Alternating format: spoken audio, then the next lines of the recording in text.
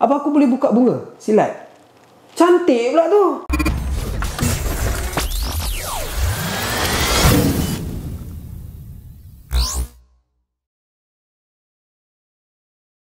Hey guys, Assalamualaikum. Welcome back to my channel. Fir Razali di sini. Siapa belum subscribe, tunggu apa lagi? Siapa dah subscribe macam gini. Yes, sempena dengan setup office YouTube aku yang baru ni, yang korang boleh tengok kat belakang ni, aku nak perkenalkan satu segmen baru di mana aku ada tanya dalam community tab aku, macam mana kalau korang nak aku kongsikan kisah-kisah seram yang aku sendiri alami dan juga pengalaman-pengalaman orang lain yang diorang kongsikan dengan aku. Dan 100% menjawab korang nak aku kongsikan kisah-kisah seram itu. Jadi dalam video kali ni aku nak kongsikan pengalaman aku sendiri yang aku alami dekat UiTM Shah Alam. Okay? Tapi sebelum tu, siapa yang belum subscribe, subscribe dulu. So, tanpa membuangkan masa lagi, jom kita ikuti kisah dalam video kali ini. Sama-sama kita mulakan. So, kisah ini terjadi pada tahun 2012 di mana aku masih belajar di UiTM Shah Alam. So, kalau korang nak tahu, dekat UiTM Shah Alam ni terlampau banyak kisah-kisah seram yang aku pernah dengar, terutamanya dekat Menara SAS ataupun Menara Sultan Abdul Aziz Shah. Okay? So, masa aku dapat sambung belajar dekat UiTM Shah Alam ni, dah banyak sangat kisah-kisah seram yang aku pernah dengar. Tapi aku tak sangka aku sendiri mengalami suatu insiden yang sangat-sangat menyeramkan bagi diri aku. So, ini adalah kisah benar yang aku nak kongsikan dengan korang. Korang nak percaya, percaya. Tak nak percaya, sudah. Tapi satu je aku nak minta, kita berkongsi cerita ni hanya untuk hiburan semata-mata. Korang jangan taksub sangat. Kita relax, chill and just enjoy the story. Okay? So, cerita dia macam ni. Aku ambil course Masscom dekat UiTM. Okay? Dan one of the subject is journalism, and subjek journalism tu dibuat dekat Menara SAS.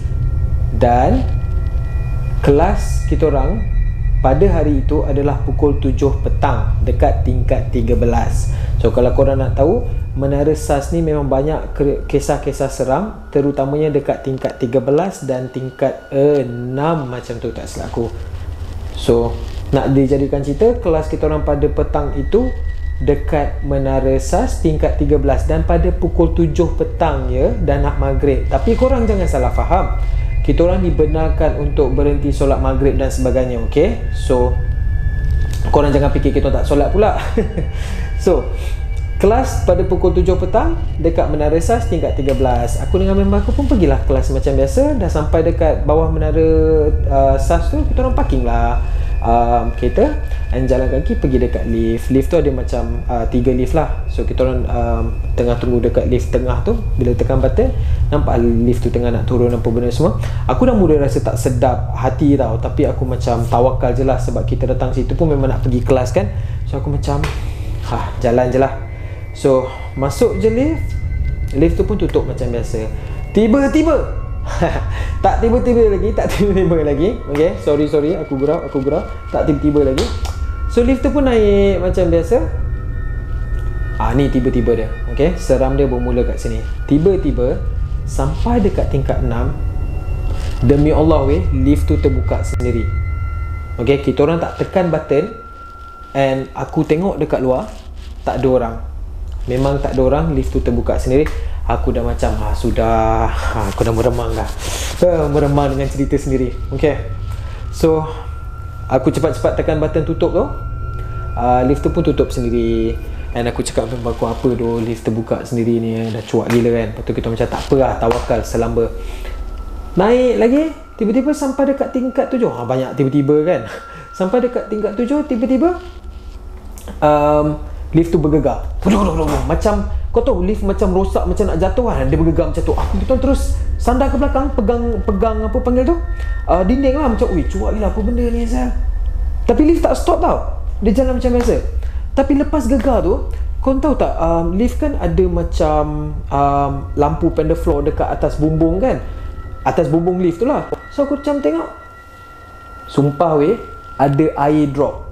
Mungkin macam air biasa, air menitik, bukan darah. Korang jangan, yelah cerita hantu je nak kena darah. Tak, ni air betul, air biasa. Jatuh, pak, kena muka aku. Aku macam, ya Allah, apa ni? Aku tak bau, aku terus bersihkan, aku lap dekat seluar aku lah. Aku macam, okay, aku buat dek, aku diam.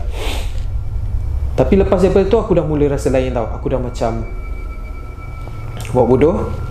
Lift tu pun naik sampai ke tingkat 13. And lift tu terbuka sendiri. Memang terbuka sendirilah sebab kita dah sampai dekat kita orang punya tingkat yang kita nak pergi kan. So buka-buka tak ada apa. So kita pun jalan lah keluar daripada lift, belok ke kanan, and sampai dekat koridor kelas tu lah. Koridor kat tengah-tengah, lepas tu belah kanan dengan belah kiri ada kelas. So bila aku jalan dekat koridor tu, kelas journalism kita orang dekat belah kiri. Okay, so bila sampai kat kelas tu dia ada grill dekat belah depan, and dekat belah belakang dia ada pintu. Okay, so pintu tu terbuka, okay, tak berkunci, tapi grill tu berkunci dengan mangga. So aku boleh nampak dekat dalam kelas tu masih gelap dan tak ada orang. Yalah, tak ada orang sampai lagi. Kita orang yang paling awal, rasanya masa tu pukul 6.45, 6.30 lebih kurang lah. Kelas masih tutup, lampu semua masih tutup, grill tu masih berkunci, tapi pintu kat tengah tu terbuka. Okay, ingat lampu semua tertutup. Penting fakta ni, lampu semua masih tertutup, tak ada satu komputer pun terbuka, pintu terbuka, grill masih berkunci dengan mangga. Okay, ingat So aku pun jalan meremang Zal. Lepas tu aku jalan, dekat hujung koridor tu ada bilik maintenance, bilik abang jaga koridor tu lah. And dia ada kunci. So aku ingat nak pergilah dekat dia untuk ambil kunci untuk buka kelas tu. Sebab selalunya kalau orang yang paling awal dia akan ambil kunci lah. So aku pergi, tengok abang tu tak ada. Okay, abang tu tak ada dekat office dia. Aku macam tak apalah, patah balik. Okay, ready aku patah balik. Tadi kan kelas tu belah kanan aku kan. So bila aku patah balik, kelas tu jadilah belah kiri aku. Ni bukan seram memang betul lah fikir logik. Pergi belah kanan, balik belah kiri lah. Tak seram kan? Tak seram, belum lagi. Lepas tu kita jalan belah kiri tu kelas. Aku tengok mangga masih berkunci, pintu terbuka, tapi ada satu komputer yang terbuka skrin dia. Okay, skrin komputer tu terbuka. Aku nampak macam, weh, tadi sumpah semua komputer tertutup. Okay, bukan tertutup lah, maksud aku tutup, tak switch on, off. Tapi ni ada satu komputer yang terbuka. Aku tengok mangga masih berkunci. Siapa yang buka? Aku dah macam pandang member aku, kita orang dua senyap. Aku memang dah rasa tak sedap hati, darab 2000%. Kita orang jalan, tak apalah. Cakap member aku, jom kita tunggu dekat depan lift. Sebab dekat depan lift tu at least terang sikit lah. Kita pun pergi. Dekat sebelah lift tu, dia ada macam, dekat koridor tu jugalah, dia macam ada tingkap tau. So tingkap tu, kalau korang tengok bawah, dia macam tak ada platform tau. Luar daripada tingkap tu, dia tak ada platform. So maksudnya, kalau contoh korang terjatuh daripada tingkap tu, dia tak ada tempat yang boleh korang pijak. Dia straight jatuh ke bawah. Faham tak? Dia tak ada macam macam mana nak explain Dia tak ada yang macam tempat yang boleh korang pijak lah. Dia straight jatuh ke bawah. Dengan bodohnya, ya, aku ulang lagi sekali, dengan bodohnya, aku duduk dekat tingkap tu menghadap member aku. Okay, menghadap ke dalam. So maksudnya aku membelakangi tingkap tu. So kalau aku jatuh ke belakang, aku boleh terus jatuh ke bawah tau. Sebab tu aku cakap dengan bodohnya. Aku pergi duduk kat situ. Okay, sembang-sembang macam biasa. Tiba-tiba, banyak tiba-tiba kan cerita ni. Tiba-tiba, aku tak tahulah, aku rasa macam aku kena tolak ke, aku macam kena tarik ke belakang. Aku macam, faham tak, kau macam ke belakang macam tu tau, tersentak. Aku cakap, aku cepat-cepatlah ke depan balik. Aku lompat ke depan, aku tak lompat ke belakang lah. Aku lompat ke depan, aku cakap, apa benda tu. Aku dah lain, masa tu aku memang dah lain, aku dah senyap. So, dipendekkan cerita, aku, kelas tu berjalan macam biasa. Tapi aku dah rasa lain tau. I'm not my usual self. sebab biasanya aku macam bising dalam kelas, akulah yang suka buat lawa bodoh, macam kau ingat kau kelakar, akulah orang tu. Tapi untuk malam tu aku senyap. So dalam sepanjang kelas tu aku senyap, sampai member aku ingat aku sakit tau. Macam kawan-kawan aku cakap, "Fik, kau okey tak?" Macam tak sihat je aku senyap. Aku cakap okey je. Tak adalah macam senyap tertunduk macam tu, tak. Tapi macam I'm not my normal self lah. Aku senyap, tak banyak cakap. So kelas tu semua jalan macam biasa. Kita orang kena ketuk story, buat cerita berita bagai-bagai tu semua. Kelas habis dalam 2 jam lebih kurang. Lepas tu balik. So nak balik, dia dekat hujung koridor belah sana yang dekat dengan bilik abang maintenance tu ada satu lift. Tapi lift tu untuk lecturer saja. So dia bukan lift yang aku naik awal tadi tau. Itu lift untuk student kan. Ni hujung tu ada lift untuk lecturer. So kita orang naik lah lift tu. Our lecturer offer, aku tak ingat apa nama lecturer tu. Tu offer, dia kata jom lah naik sekali dengan lift dia. Okey lah, kita semua naik. So student ada lebih kurang 10 orang, campur dia dalam 11 orang macam tu. Kita naik lift tu. So turun macam biasa semua, tekan button ground lah sebab semua orang parking kat bawah kan. So turun, jadi lagi benda sama weh. Sampai tingkat 6, lift terbuka sendiri. And korang tahu tak, kalau lift tu lebih muatan, dia akan bunyi buzzer macam tek. Bunyi buzzer tu kan. And selagi orang tak keluar, buzzer tu akan bunyi menunjukkan lift tu lebih muatan. Tahu kan? Sampai kat tingkat 6, lift terbuka, buzzer tu berbunyi weh. And aku tak tahu kenapa aku boleh sebut dia masuk dah. Aku boleh sebut dia masuk dah. Member aku semua, weh Fi, apa benda kau cakap? Diam lah. Aku tak tahulah, aku tak ingat aku yang bercakap benda tu ataupun benda tu dalam diri aku yang bercakap, ataupun memang aku bodoh pergi cakap benda tu. Aku tak tahu. Tapi benda tu keluar daripada mulut aku. Lepas tu buzzer tu tak stop. Buzzer tu sentiasa berbunyi. Sampai lecturer aku cakap, okey lah, 2 orang keluar, lepas tu try masuk balik. So siapa yang nasib lah, siapa yang kat paling depan lah, aku kat belakang. Siapa yang paling kat depan lift tu kena keluar lah 2 orang. Lepas tu 2 orang masuk balik, buzzer tu baru stop. So cepat-cepat tekan balik pintu button untuk tutup lift tu, tutup, turun balik macam biasa. Lecturer aku kata tak apa, kita buat bodoh je, kita jangan kacau dia, biarkan. So turun sampai ground macam biasa, selesai. Tapi aku rasa lain sepanjang seminggu tu. Lepas daripada kejadian tu, seminggu tu aku rasa lain. Aku rasa macam ada benda dalam badan aku selama seminggu tu tau. And aku sembang dengan member aku. Okay, lepas seminggu daripada kejadian tu, dalam kereta aku sembang dengan member aku. Member aku tanya lah, kau kenapa weh? Okey tak? Lepas tu aku boleh cakap dengan dia, benda tu dalam badan aku. Aku tak ingat tau aku cakap benda ni. Tapi bila aku dah baik, aku dah sihat balik, member aku cerita balik semua benda yang aku cerita kat dia lah. Aku cakap dekat dia, benda tu dalam badan aku. So member aku tanya, benda apa? Dia kata, apa tu aku cakap lah, benda dari Menara SAS tu. Romang saya. Lepas tu aku siap beritahu dia nama dia, Memen Andika Putra. Aku boleh sebut nama benda lah yang dalam badan aku tu. Weh, meremang ya. Lepas tu memang aku cakap, weh, siap ada nama kan. Nama memang macam nama Indon lah, macam nama daripada seberang kan, memang scary gila. Aku ingat nama tu, Memen Andika Putra. So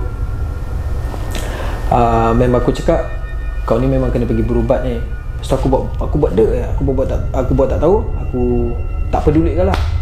Lepas tu masuk minggu kedua, benda tu masih dalam badan aku tau. So aku banyak lah, sepanjang 2 minggu tu aku macam senyap lah. Aku macam not my normal self again. Aku still senyap. And ada one time tu aku kena pergi Shah Alam dengan abang aku, sebab aku rasa mak aku minta tolong kita orang belikan barang. So kita pergi Shah Alam. Sampai dekat runabout yang dekat dengan UiTM tu, kalau korang tahu, runabout yang boleh menghadap UiTM Shah Alam tu, yang dekat dengan UiTM Shah Alam tu, and korang boleh nampak menara. Runabout tu. Bila sampai kat runabout tu, korang memang boleh nampak menara, sebab menara tu tinggi kat atas bukit kan. Aku tengah, abang aku drive, aku tengah duduk sebelah dia, and kerusi aku baring sampai ke belakang. Aku sandar, mata tutup macam ni, sebab aku rasa macam penat gila. Aku macam sandar, lepas tu aku cakap, kat situ. Itu je aku cakap. Ni abang aku cerita balik lah. Aku sandar, aku cuma tunjuk, dekat situ. rupanya yang aku tunjuk tu adalah menara tu. Itu je aku cakap. So abang aku cakap, apa benda? Aku cakap, dekat situ. Itu je aku sebut. Abang aku dah macam, oi, adik ni dah lain sangat dah ni. So abang balik daripada Shah Alam tu, abang aku share story dengan my parents, and bapak aku kata memang aku kena berubat lah. So panggil ustaz datang rumah, kita duduk dekat ruang tamu depan TV. So aku duduk sini, abang aku duduk sebelah aku, and ustaz tu duduk menghadap kita orang. So sepanjang berubat tu, ustaz tu baca-baca ayat Al-Quran apa benda semua. Ada air ubat. Aku duduk diam je, aku duduk menghadap lantai, aku diam je. Tiba-tiba tak tahulah benda tu boleh transfer ke abang aku. Tak tahu dia transfer wifi ke, transfer pakai USB kabel ke, bluetooth ke, aku tak tahu. Tiba-tiba benda tu transfer ke abang aku. Abang aku boleh buka bunga silat. Cantik pula tu. Abang aku mana pernah silat. Taekwondo pun sampai tali pinggang kuning. Lepas tu kita sama-sama berhenti. Dia boleh buka silat cantik dengan bunga kan. Kau tahu dia boleh start dengan duduk yang kaki bersilang tu, yang macam zaman-zaman orang dekat istana dulu kan, yang jenis duduk bersila tapi kaki bersilang, bersimpuh tu kan. Dia buka macam tu. Lepas tu dia buka silat semua. Lepas tu dia tak adalah tukar suara, tapi suara dia jadi garau tau. Dia kata, jangan kacau budak ni, something like that. Lepas tu ustaz tu macam berlawan cakap lah dengan dia. Kononnya benda tu protect aku, dia tak nak keluar. So jenuh lah ustaz tu ubat kan. Dipendekkan cerita, sebab benda tu lama, aku rasa dekat setengah jam kot. Dia duduk tong-teng, lepas tu berubah benda semua. Abang aku duduk bersilat, tapi dia tak adalah pukul siapa, tapi dia duduk bersilat lah, macam orang kena rasuk, macam tu, duduk bersilat-silat.